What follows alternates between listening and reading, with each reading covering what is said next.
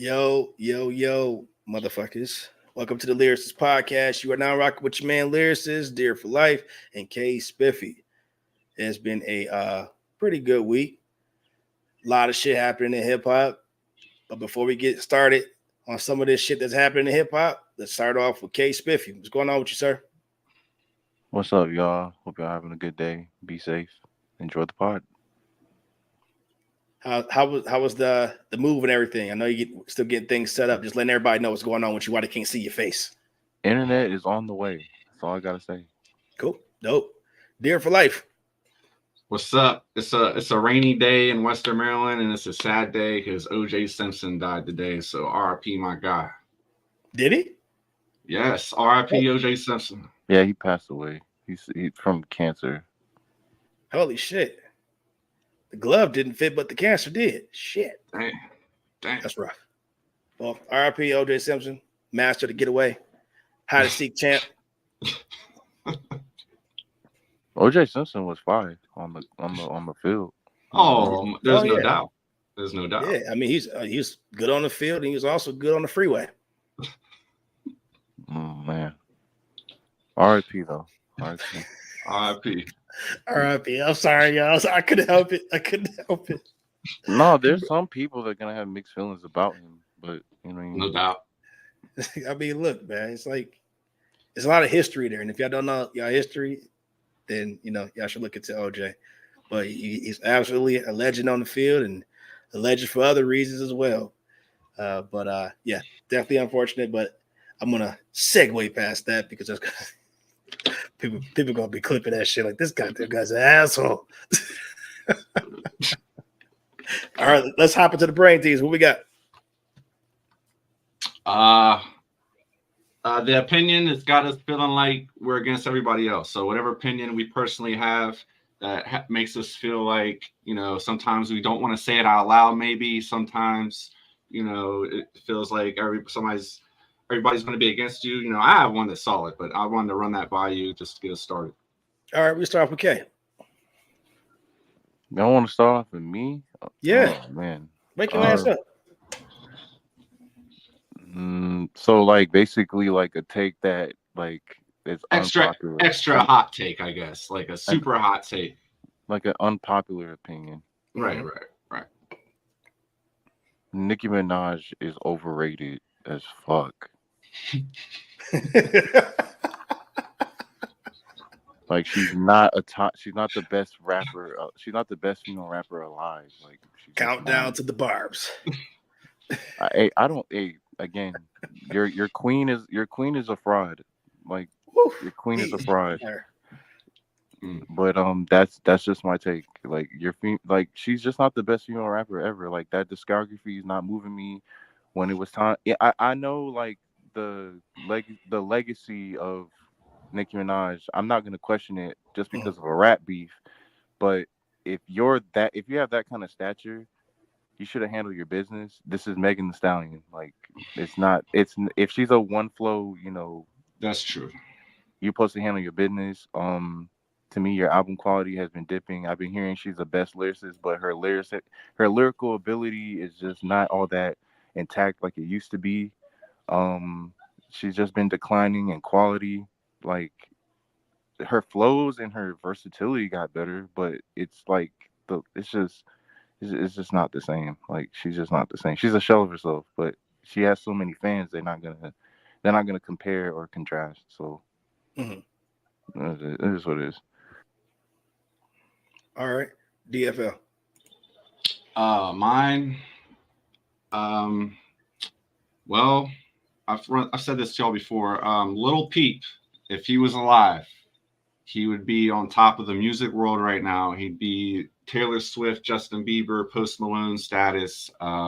He'd have his own influential genre, alternative hip hop wise. I would say Post Malone kind of took his spot after he died and succeeded with it, but it would be a little different. And if you listen to his albums, I'm sure nobody listening to me say this right now is going to listen to it, but Come Over When You're Sober 1 and 2, those albums are really good. So that's my take. If he was still alive, he'd be Lil Mabu. No, Lil you really like Lil Peep. That's what that's. Hey, there's a lot of his music you listen to, you're like, what the fuck is this shit? It's trash. But there's a lot of it you listen to, you're like, wow. And he was getting better. Like 21 Savage, you listen to 21 Savage up to when he started till now, he's gotten a lot better. Lil Peep, you listen to when he started up to when he died, wow, it's gotten a lot better, and he was growing. So, I mean, just listen to the albums. Come over when it's over 1 and 2. He was a good melodic rapper. That's what I would say. Yeah, for sure. Well, there's a lot of those out there today. That's for sure. Hey. Yeah, I don't think I have one. Yeah, you do. Because most of my opinions, people are like, really? Like, yeah. Just say your number 8 spot. Just say your number 8 spot. Number 8? Yeah, your number 8. Say that, Tate. Dude, Jay-Z's number 8? Yeah. Number 8 all time? Outside top 5? That's unpopular opinion.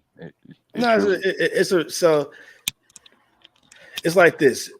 The people that default to Jay-Z being the GOAT is the people that's impressed with his $1 billion enterprise. They ain't talking about his catalog. No, I ain't talking about you. Oh. Yeah, they ain't talking about his catalog. They ain't talking about the strength of his lyricism. They ain't talking about none of that shit. They just talking about, well, he's successful. He made 2 other billionaires. Congratulations. That's what you're supposed to do. When you bring a team up, everybody on the team should win. If nobody on your team winning, that says a lot about you. If you're the only person winning, that means that you're just getting to where you want to get to, and you don't give a fuck about what comes of it. Period. So I know one of my other unpopular opinions was the fact that I said that Rihanna was better than Beyonce. Of course, that's going to rub people the wrong way, but that's just how I feel. That's a good one. I mean, at the end of the day, I think that, numbers speak for itself. Yeah, I mean, Beyonce put on a hell of a show, but, and she's a great vocalist, but when you look at her from the frame of being a great artist, longevity-wise, going hit for hit, I think Rihanna crushed. Yeah, but longevity is when you first enter the space of a genre. That's not longevity. Hits aren't longevity. Well, the thing is that what plays a factor in longevity is if somebody can play your number 1 hit 10 years later. That plays a part in it too. And she's still active. She doesn't have to be there for everything. I mean, but you got to think about when she was there for everything. She made enough music. She made enough impact to where it is she could take off for like another 10 years and people will still spin her shit.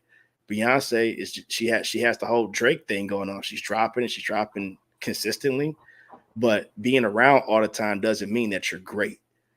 It just means that you put out a lot of shit, and it's up to the people's opinion to say whether it's good or bad. I think you're talking about replayability, though. No, I mean, that's a part of your longevity. If somebody can play you 30 years from now, that plays a factor in the fact that longevity over time. Because, yeah, anybody can be active. Shit, Smokey Robinson's still active. I mean, is it fair just to say that the fact that he still get behind the microphone and perform and shit and do what he do, that his longevity is only attached to his ability to touch the stage? I think it comes down to the body of work as well. So people won't play Beyonce 30 years later? I'm not saying that they won't, but they won't play it to the frequency of a Rihanna. Beyonce got some shit that definitely turn on, a club, turn on a party. She does, but she doesn't have it at the frequency of Rihanna. She just doesn't. You're gonna piss some people off with that one. No, but that's fine. You got the take, but if that's fine. I'm not disagreeing with that, but where I just disagree is literally longevity. She was in the game longer. She has longevity. She has more. Just like she has more longevity than Rihanna. Just simply the fact that she's been here longer doesn't mean she's better. It just means that she's just here longer. Yeah, just like YB and Lauryn Hill. YB does have more longevity than Lauryn Hill. He's not. I don't think he's better than her, but he's at YB. Yes. No, he doesn't have more longevity. Yes, he does. No, he doesn't. No. That's not how longevity works. That's exactly how longevity works. Yes, he does. Vanilla, if Vanilla Ice touches stage again, guess what? He still has more longevity. But he's not active. No, your definition of active is not the same. I take it from me. Trust me. It's some motherfuckers like Big Daddy Kane that still touch the stage. Rakim still touch the stage. They don't have to touch those big stages no more as long as they're still performing. They're still in the studio. They're still making appearances. That is a part of their longevity. Their catalog in itself, still being spun and everything right now, that is longevity. YB just being around and just being on house arrest doesn't mean that he's just because he's active in the industry and under like the spotlight that his longevity is stronger than anybody else. Is really not. I'm not saying it's stronger. I'm saying it means from the day you came into rap to whenever it's concluded or wherever it's present. Lauryn Hill does not have a longer career than YB. What are we doing? But the thing is, Lauryn Hill does have, even though she has one album, and she has the rest of her catalog with the group, the Fugees and shit. At the end of the day, from the 90s until now, she's still performing that shit right now. She's still performing. That is longevity. She can still sell tickets. No, I'm not saying she can't sell tickets, but he sell tickets too. Regardless, we're just comparing who's better or when did YB come out? I believe in the late 2010s. No, early 2010s. When did Lauryn Hill come out? I have to say when, in like the 1990s? Yes. Okay. She is still performing now. She is still alive. She's still making music. She's still performing. She's still a hot ticket. If she got a show today, it's a hot ticket.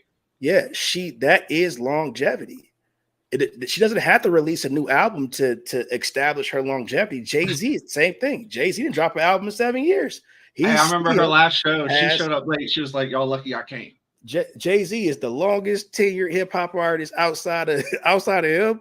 Big Daddy Kane, Rakim, they still active, even though they don't do it to the same frequency as all the younger people. That's what comes along with age. But what takes the place of them, having to record and drop albums and everything else is still being able to go out and perform or have any intricate part in the industry, music industry. That is still activity. I understand what you mean when it's like, they're making music right now, but that's YB is like a drop in the bucket. No, it's more than just making music. It's just if you're active, if you're doing shows, if you're on tour, like things like that. Like, yeah, and they all are. She was just on tour. We just spoke about her last season. Yeah, Lauryn Hill is still active. She just don't have a lot of new music. She don't need it either. Shit, I mean, when you got one solid classic like her, it is what it is.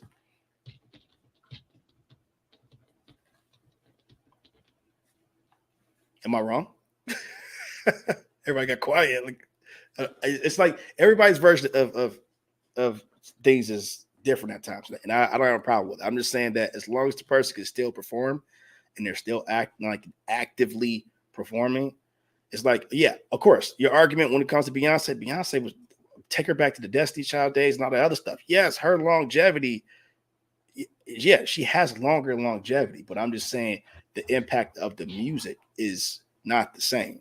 Yeah, people like Rihanna as much as they like Beyonce. People like Taylor Swift as much as they like Beyonce. So at the end of the day, yeah, it is like a part of like replay value, but that wasn't really my take. So that was an old take. My take is that nobody will ever give Eminem his due. He's better than your favorite rapper. He's better than your favorite rapper's favorite rapper. There's not many people skill-wise that can really fuck with him. You name him, he'll crush him. I need somebody to prove that they can out-rap this guy, that they can out-punch this guy, they can out-metaphor this guy, they can out-do anything that he do. I mean, shit, Twista struggled to keep up with his speed as far as rapping fast. He broke a record. Twista came and broke the record. He went back. He broke the record again. That's just competitiveness. So I just need people to prove to me that if you're really better than the white boy, show it. Don't talk about it. Don't just say because by default, I'm black, so I won. I'm already better. By default. No. Do the work. Show me that you can fucking do it. And then when you say that, then when you accomplish being better than him, then you got to accomplish being better than Royce. That's a hard take right there. That's a hard pill to swallow for a lot of motherfuckers. You can argue Royce is better than him if you listen to the bar exam. Man, look, there ain't an argument amongst that.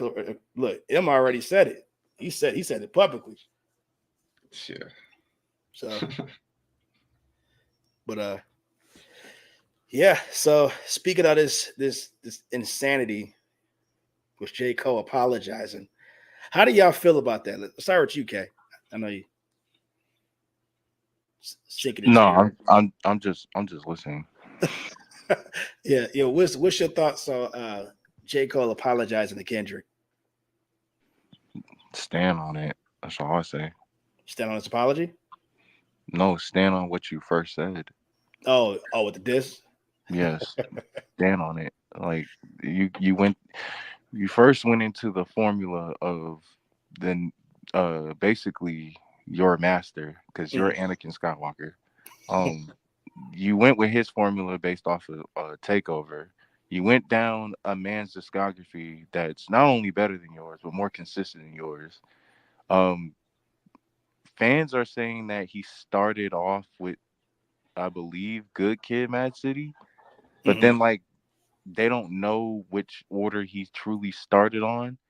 So I don't know, but either way, like no matter which project you start on, at least on like, and maybe even like Section 80 and up, like that, all those albums are still better than yours. So I don't understand why he was hating on him in that light.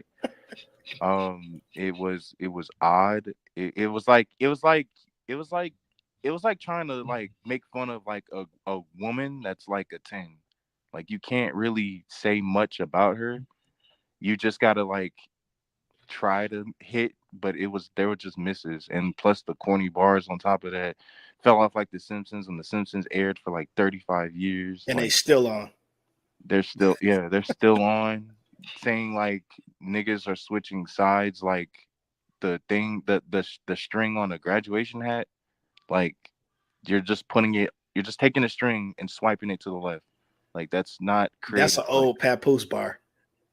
That's not creative to me. I'm sorry, that's not moving me. Like from what niggas say about J. Cole, that is not moving me. Talking about he's the best rapper in the world, came out with this, nah. That's not moving me. He's looking like the second best rapper on Dreamville. Talk about it. He's looking like the second best. Hey, I've been. Never mind. Go ahead. No. Hey. That's actually another unpopular thing. Hey, dude, that made his day right there. He didn't see that coming. I mean, that's a good take. I'm not gonna lie. That's a good take. That's a good take. But again, no one wants to believe it. Nah, I mean, look, we you know what? I will come back to that. Now, OUDFL, what's your thoughts about him apologizing? Well, I agree with everything Kay said. Kay was cooking. I was less surprised actually at the apology, more surprised what he said about Kendrick's albums on the diss. So when he apologized, I wouldn't say I saw it coming, but I mean, that's a J. Cole thing to do. Because he's not about the energy with this whole beef thing. He doesn't have it in his heart. He doesn't have the hate in his heart. And he truly likes Kendrick. And I mean, so he's going to stay true to himself. And I mean, it's corny at the end of the day. I mean, you released the diss and it was weak and then you apologize. So at the end of the day, it's a total L. And I mean, J. Cole, he still doesn't have a classic. So yeah, I feel like, you know, you just don't do that in hip hop, bro. You just don't. It's just, if you say it, you mean it. Right. And trying to walk it back because you're reading what people are saying. You're seeing that people weren't on board with the shit that you had to say. And I think he only walked it back because the fans was like, dude, this ain't it, man. this ain't it. And he know what the hell he said about, you know, Kendrick's like career. This shit was comical. It's like, bro, like you had to make something up to make it stick. And then he had to find the angle. He said it on stage. He had to find an angle. Right. That's what it felt like too. So I say this. J. Cole is a superior lyricist to Drake. If he struggles to find an angle to which how to attack Kendrick, then Drake is going to have a hard fucking time. Right. He's going to have a hard time. Now, I've heard, just like everybody been talking about recently, I heard the same thing that they heard, that Drake do got something and that is really good. But I also heard Kendrick got something that is really good. Can I ask you a quick question before you go into that? Yes, sir. I know what you just said, like, especially right now, we probably all would pick J. Cole over Drake lyrics.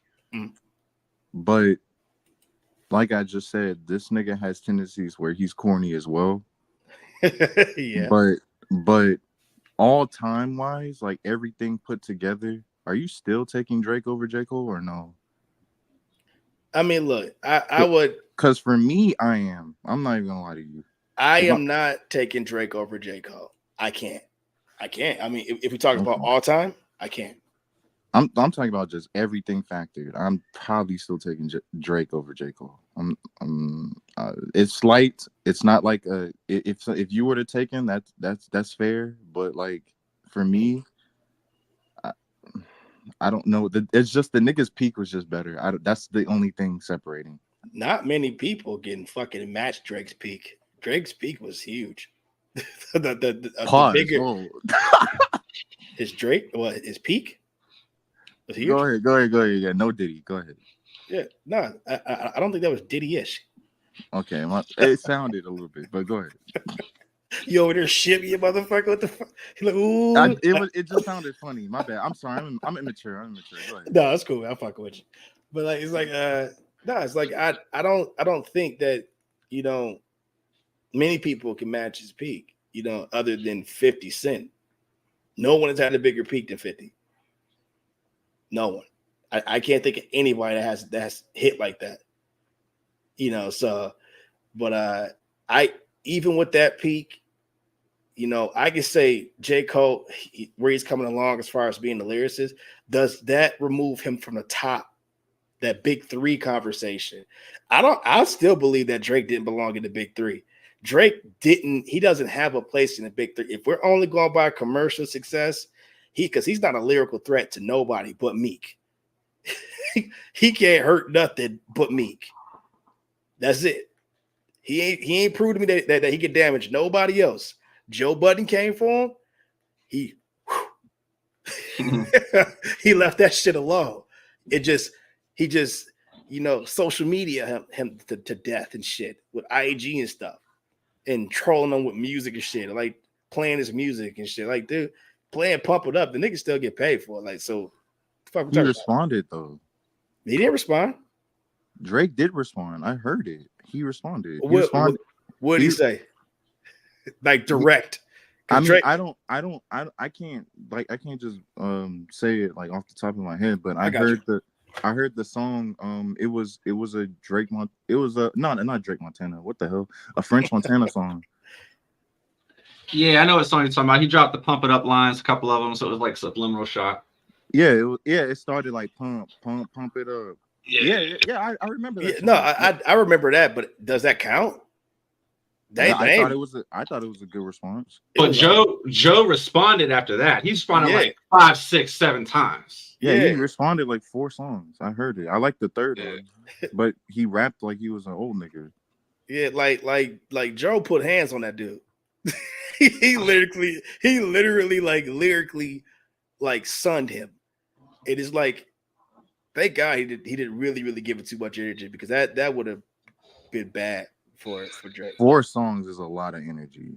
But that's the thing, is like when you deal with somebody that do that, especially like somebody from Slaughterhouse, all 4 of those dudes, they don't stop, man. They'll punish you your whole career. your whole career. They don't back away, man. They don't forget. No, I'm like, now that it's going through my head, that was a good response. You think it is? I mean, you say you're not a one. I'm not a one-hit wonder. They know all my stuff. Like that's. I mean, that's cute. Yeah, it's true though. I mean, yeah, but just say something that somebody else didn't say. Because I heard that. Look, Jay said it about him when Joe was popping off at him. Jay said the same shit. Oh, they beefed? I didn't even know they beefed. Yeah, Joe Butt was popping shit at Jay. He popped shit at Lloyd Banks. Yeah, he heard it before. I heard it before too. So, it's like it is, and even the shit with the game. I'm like, the game got multiple hits as well. 50 Cent, him and 50 got into it once. Yeah. Also, you said, what's 50 Cent's peak? Like what year? But when it came out, 03? Like how do you quick, like, just be 02, not 03. So basically how you evaluate someone's peak is like how the best there are, like, because the way I evaluate someone's peak is like how good you were, not your numbers, but like how great you were, like all around in one particular year. Well, he had the biggest year in hip hop. He also had the biggest year in music too.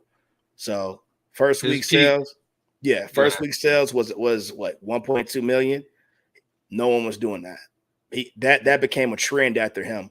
Also, music was everywhere, all over the radio, all in the clubs, everywhere. I mean, so you're saying peak as in like someone's popularity? That's a major part of the peak. Major part.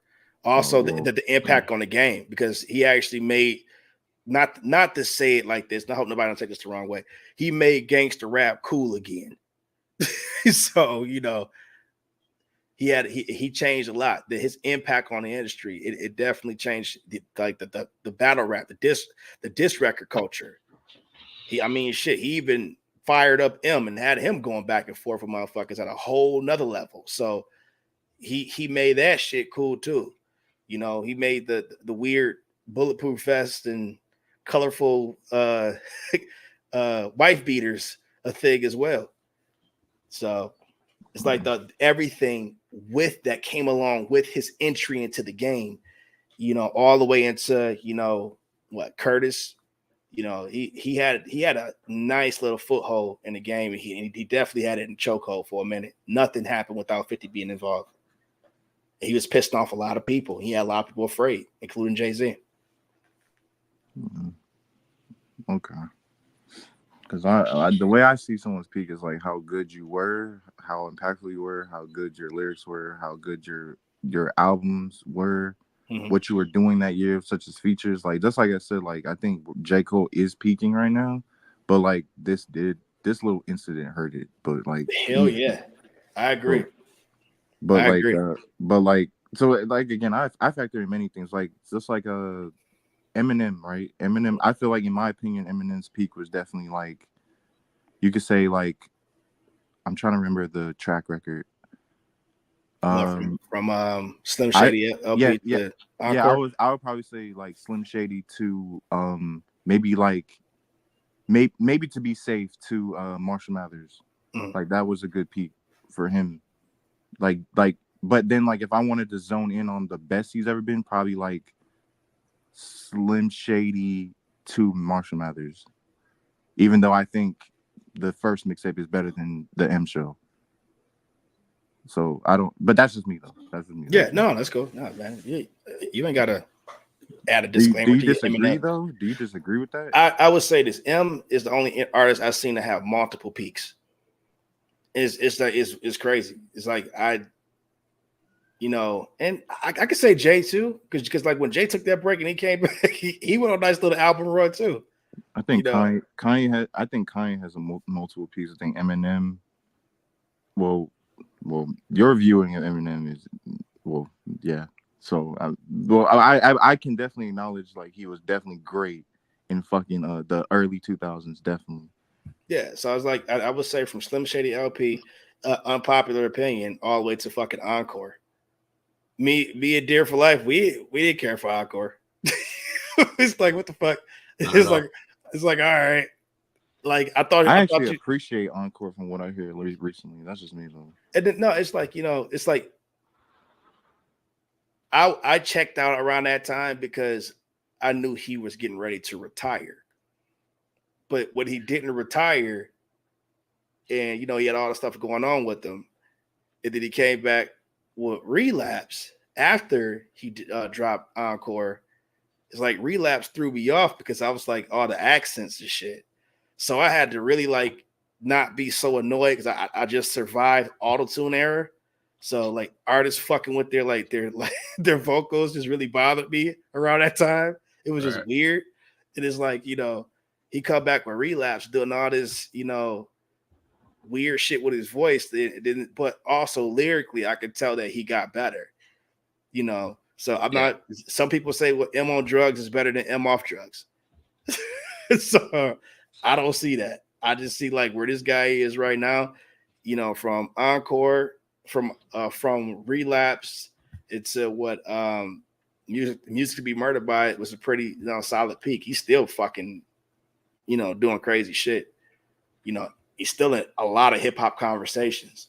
So whether we like it or not, that means that he had multiple successful peaks. But if you stay relevant and you're doing less, kind of like Kendrick, whatever peak you in is still successful.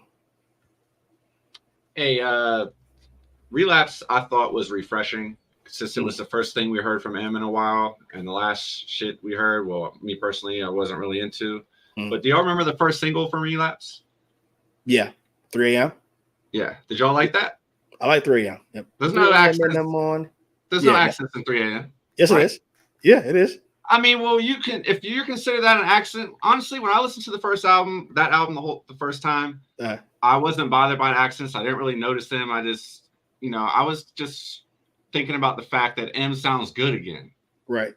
So that's why I like the album. He shitted on the accents in Recovery, and I thought it was the funniest shit. Yeah, I appreciate it. I was like, thank God. At least you do. Y'all don't think I hate Eminem, do you? I do. It's okay though. I really don't. I really do not. I really do not. Because even on TikTok, there were live streams about him. I jumped in and I defended him. I watch it. I'm always around, man. So I will always defend Eminem, early Eminem. I think early Eminem is amazing. Like I really do. I will always defend him. I come genuinely and pure-hearted, but I just don't see what y'all see in this modern day. I just don't see it. I just can't. He was just too great for me to like just say that transcended. Like I hope y'all understand where I come from. Like I understand where you're coming from, and I understand because a lot of people have that feeling about him. It's like they feel like there's no way that this version of M is better than the M that kicked out Slim Shady LP, that kicked out Marshall Mathers LP, the Eminem Show, which is considered to be his number one classic amongst the classics, even higher than Marshall Mathers LP. Not in my opinion. I think Marshall Mathers LP is the number one classic. I love Marshall Mathers. Like I love that album. It's a good album. And you argue that Recovery wasn't a classic. It is considered to be a classic. So, because it had multiple diamond singles, and it's also, I think it's on the track of being a diamond record too. So, it's just that version of M people didn't expect. It was more dialed down from the crazy M that we've been used to from Slim Shady LP, even Infinite, the EP, not the LP, the EP all the way into Relapse. That was still crazy M. And then Recovery all the way down. Recovery was him toning it down. And then Revival was his attempt at trying to be conscious, which I never want to see him do that shit again because it's not necessary. I don't care about your political views. No, do it again. You think so? Man, do it again. Do it again, bro. Do it again. And it's still sold like a motherfucker. I just didn't care for it. Critically acclaimed? No, it wasn't. People didn't care for that approach. Him trying to be Tom McDonald and shit. That's what inspired fuckers like Tom McDonald was revival. I'm like, holy Christ. Like, let me see what you did. That did not. No, I will never. That spawned that shit, bro. I can't believe that. Like, you talking about like Token? That spawned Tom McDonald. The trying to be like political and shit like that. That revival is responsible for Tom McDonald. That was his Marshall Mathers LP. Yeah. So that shit spawned that guy. It is like, so if you ever wonder where Tom McDonald came from, it was revival. That was an experiment that went wrong all the way around. Hey, I like 3 a.m. so much better than Not Afraid. I like 3. Yeah, I do like that. See, Not Afraid was an anthem, and it was an anthem everywhere, bro. I'll tell you. Yeah. It's like, it's cool. He dropped the anthem, and it was like, damn, bro. Right. Why that one?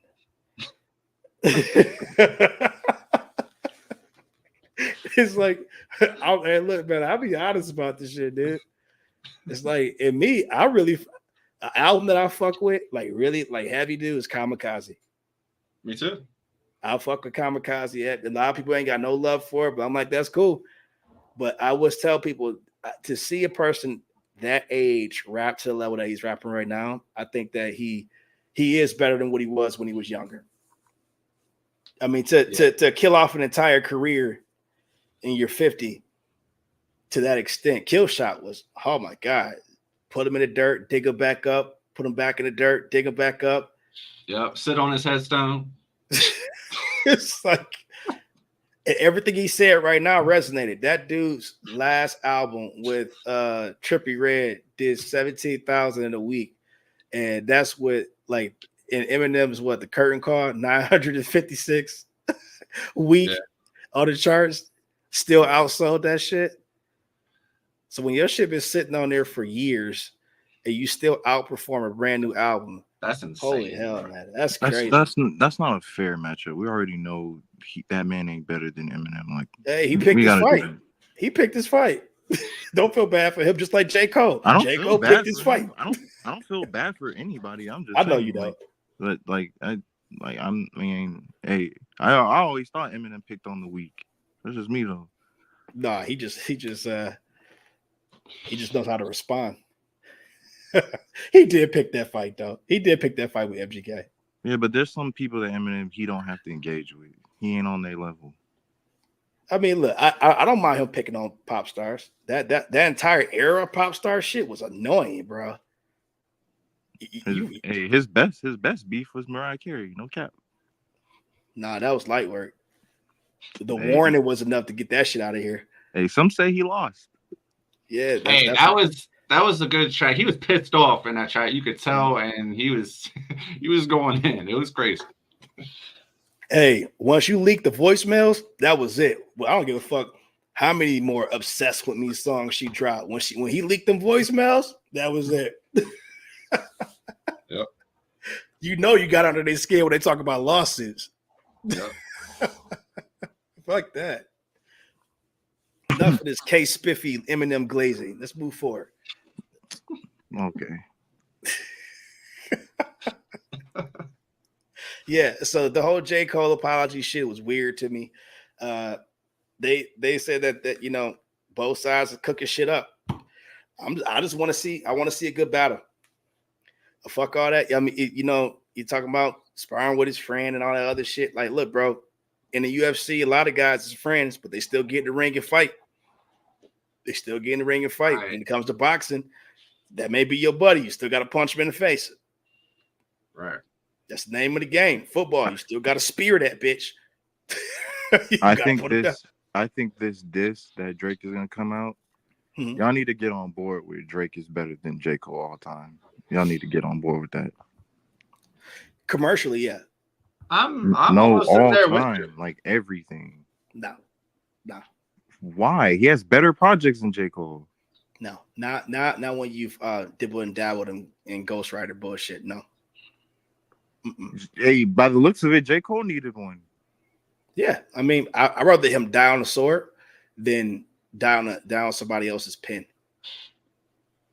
Okay. But even if you were to take that out, he still has a better project than him. Like two of them. What, talking about Take Care? Take Care and Nothing Was the Same. Yeah.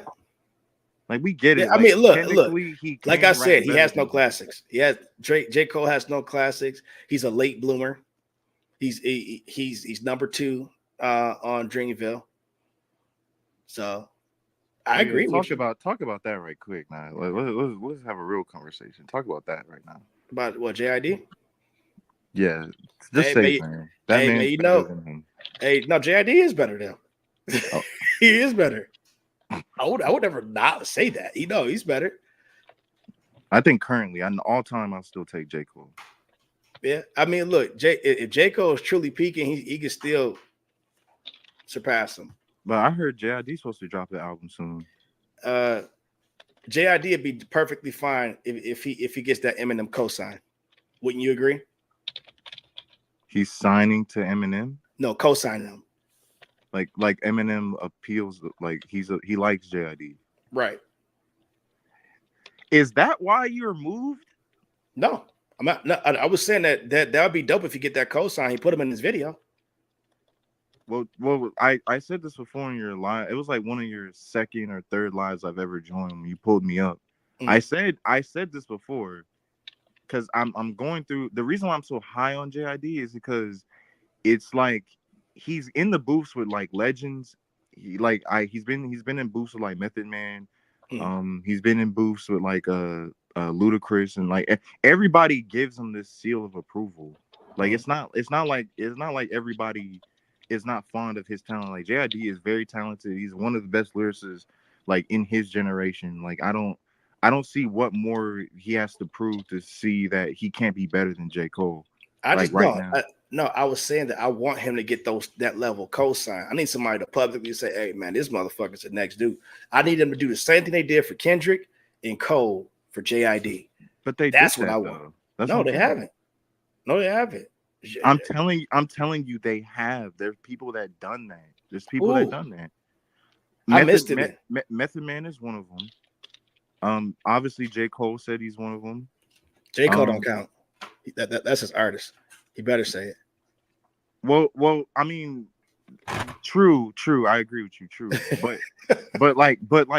it's not like he didn't see the talent. Like going in Atlanta, especially in today, and you find that is amazing. Hey man, fucking Dear for Life over there typing up an essay. Fucking you just nah. I want to type something so I wouldn't forget, but go ahead. Okay, yeah, no, but it's like, no, I'm just saying it's like the same way that the West Coast, got behind Kendrick. Everybody one of them too. Sorry, and like everybody co-signed Kendrick and shit on that stage. Had that boy crying and shit. To have everybody, Snoop Dogg, Dr. Dre, Crooked Eye, like everybody, the whole West Coast got behind him and like co-signed him. On top of that, you had M and everybody else co-signed. I want JID to get that same type of love. I don't think that Meth is enough. I don't think that J. Cole is enough. It's definitely not enough now that he Mr. Apologetic. So you want someone commercially in the view of the public to give him a cosign. So he can get that boost. Yeah. I want to see him get that boost.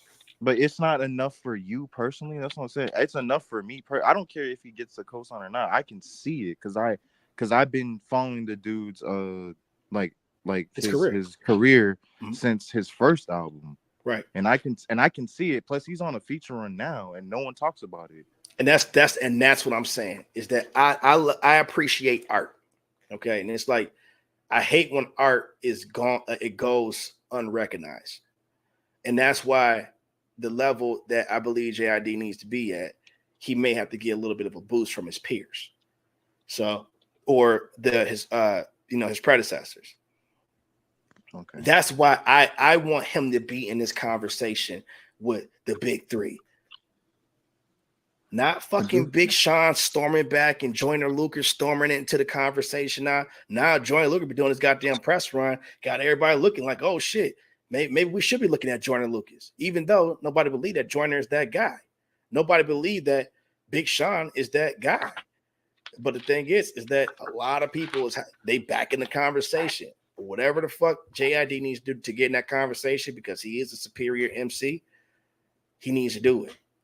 And he needs to, somebody got to get behind this guy, because this shit with Cole is gonna hurt him. That's another, like, JID is I mean, not JID, but like I just, for me, I don't feel like I understand, like, commercially, yeah, it would be nice if he gets like a boost. It will boost his numbers, but I don't want nothing to happen to his discography, because that shit can make you alter your discography to something commercially, and I don't want that. I don't want that shit on. I don't want that kind of influence. Just like when he's making, because he's supposed to be making an album with Metro Boomin. I swear to God, I don't want to see any of these Atlanta niggas on his fucking album. I really don't.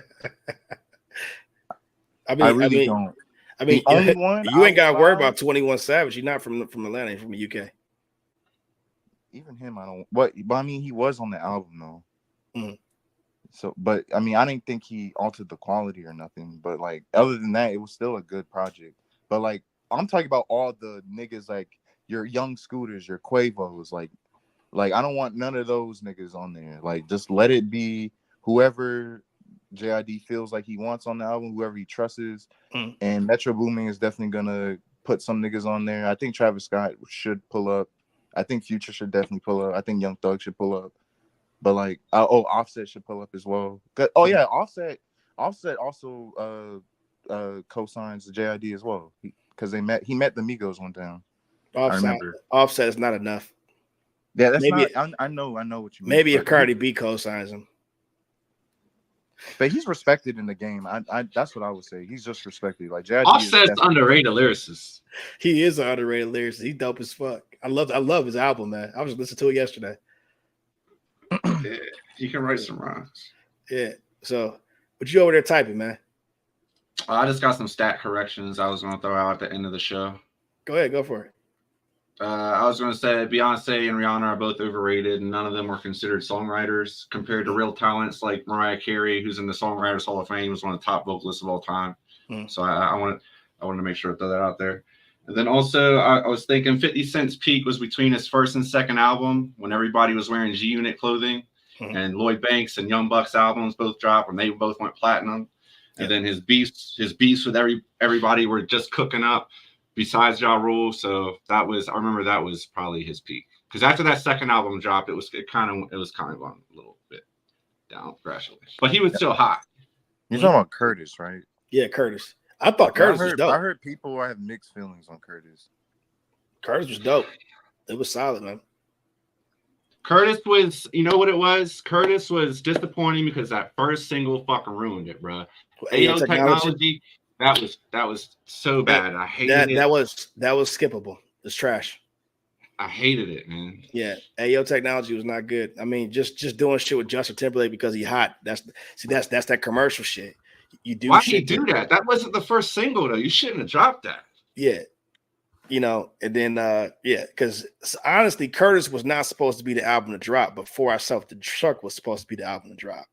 So he kept pushing that back because everything that was going on with that album.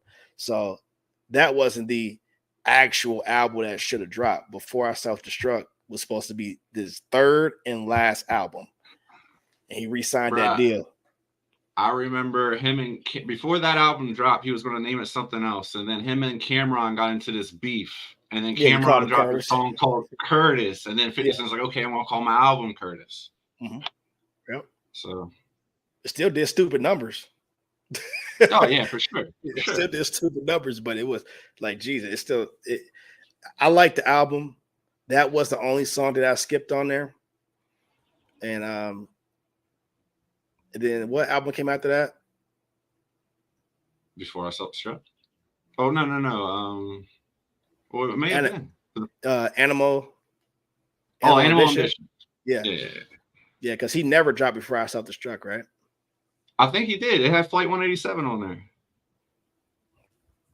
Was it? Hold on, because I know it was Curtis. I thought he went straight to Animal Ambition. Because I wish you would have never signed that fucking deal, though. to re-up with Interscope and shit. That shit was probably like the worst. Man, you know what else was on Curtis? That amusement parks joint. Yeah. Yeah. So yeah, he did. He dropped that. Yeah. So before I self-destruct, he dropped that. After that. Yeah. And that wasn't because he has so disrespectful on there. Yeah, I remember it now. Yep. Yep. So Fully Loaded Clip. What was that on? Was that on Curtis? That was on Curtis. Yep. That was the best song on Curtis, bro. Fully Loaded Clip. That was my favorite. Yeah. We up here spitballing some of this hip hop shit, but we're gonna get ready to wrap up this pod. So let's close it out, y'all. Case, if you got something you gotta say, man. JID is better than J. Cole. He's the best fucking Dreamville member. Just accept it. Hey, that was another stat correction I had. JID, he's 32 years old, right? Yeah. Yeah, he looks younger than he looks. He does. So I'm saying his stamp of approval might come and go, and J. Cole might have been his stamp. He has many stamps of approval. They're just not commercial. It's just fans aren't aware of him, and that's fine. But like, just do your research. You're right. All right. Well, with that being said, we're gonna get out of here. Make sure y'all hit us up. Join our Discord. We'll be talking about more crazy shit there soon. Sharing some stuff on there as well. So we're gonna get out of here. We appreciate y'all. To the next pod. Peace.